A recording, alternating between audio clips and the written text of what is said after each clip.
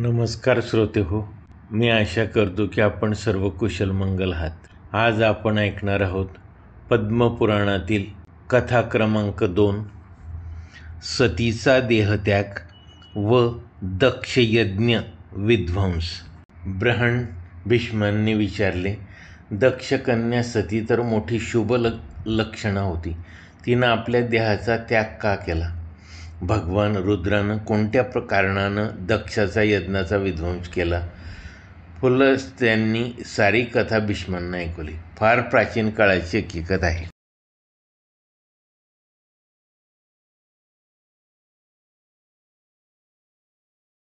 गंगाद्वारी दक्षाने एक यज्ञ आरंभला. त्यासाठी देव, असुर, पितर, महर्षी, नाग, यज्ञ, गरुड, लता, औषधी, कश्यप, अत्री, पुलस्त्य, पुलह, ऋतू, प्राचेतस, अंगिरा, वसिष्ठ असे सर्वजण उपस्थित झाले.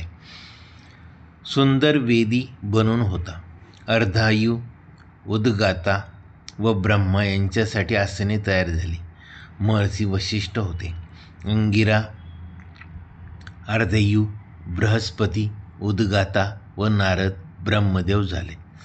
यज्ञ चालू झाला. नाना प्रकारचे देव येत होते. सर्व प्राणी आले. प्रत्यक्ष ब्रह्मदेव आपल्या पुत्रासह, भगवान विष्णू, 8 वसू, 12 आदित्य, 2 अश्विन कुमार, 49 मरुद्गण, 14 मनु असे आले. यज्ञात आहुत्या पडू लागल्या.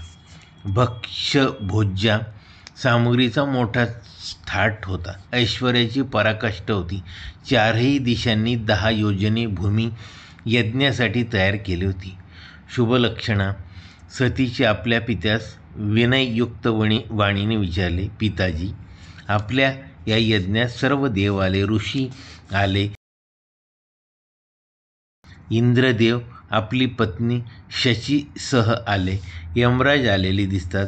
जलजंतूचा स्वामी वरुण आला आहे. त्याची पत्नी गौरी यज्ञमंडपात दिसते. आपल्या पत्नीस घेऊन यक्षराज कुबेर आला आहे. देवाचा मुखरूप अग्नी आला आहे. वासुदेव आपल्या गणांसहित उपस्थित आहे.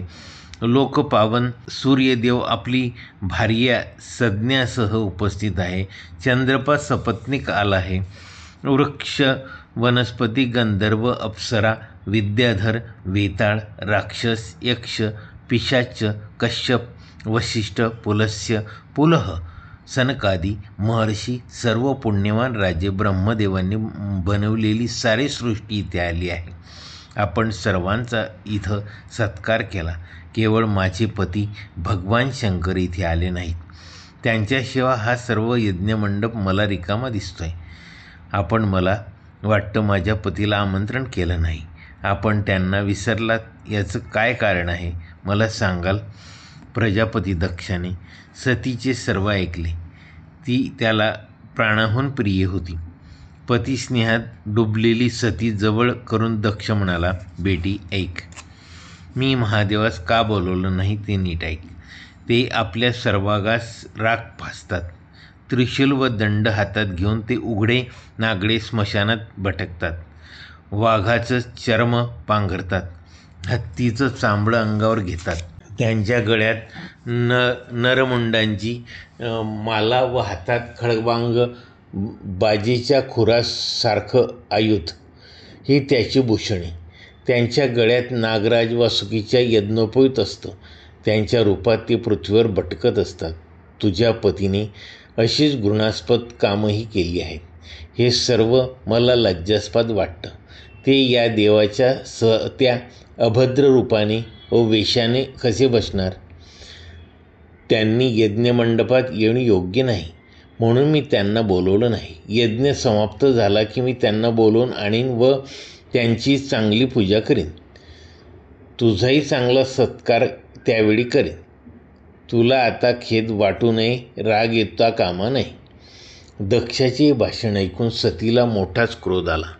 तिने डोळे रागाने लाल झाले. आपल्या पित्याची निंदा करून ती म्हणाली, तात, भगवान शंकरच जगताचे स्वामी आहेत.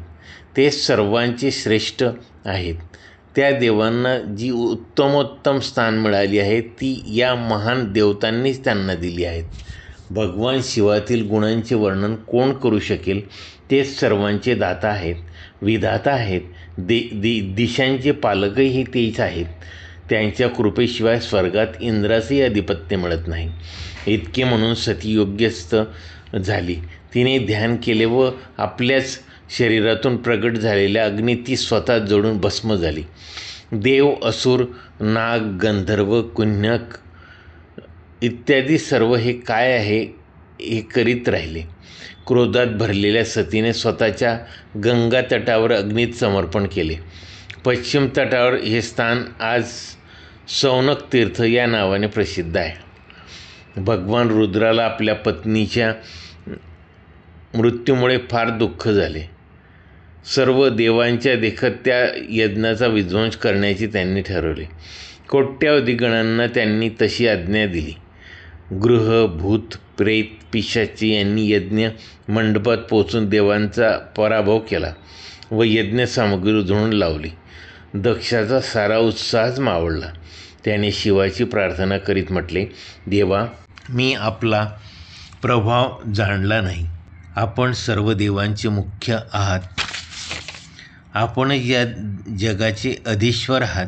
आपण या सर्व देवांना जिंकले आहे. महेश्वरा, आपण माझ्यावर कृपा करावी व या गणांना परत बोलवावं. याप्रमाणे दक्ष प्रजापती शंकरांना शरण गेला आणि त्यांनी त्याला अभय दिले. भगवान शिव पत्नीच्या वियोगाने कष्टी होऊन गंगाद्वारी जाऊन राहू लागले. माझी प्रिया कुठे गेली अशा चिंतेत ते सतत राहिले. त्यानंतर एके दिवशी देवर्षी नारद महादेवापाशी निघून म्हणाले, देवेश्वर, आपण प्राणासमान असलेली आपली पत्नी सतीदेवी देहत्याग करून त्यावेळी हिमवानाच्या कन्या म्हणून प्रगट झाली आहे. मेनाच्या गर्भातून तिचा आविर्भाव झाला आहे. सतीने अवतार धारण केला हे महादेवांना समजले. पार्वतीने यौवन अवस्था प्राप्त केल्यावर महादेवाने तिच्याशी विवाह केला. माझी पद्मपुराणातील सतीचा देहत्याग व दक्षयज्ञ विध्वंसची कथा शांतपूर्वक ऐकल्याबद्दल धन्यवाद. माझ्या या कथेला लाईक व चॅनलला सबस्क्राईब करायला विसरू नका. धन्यवाद.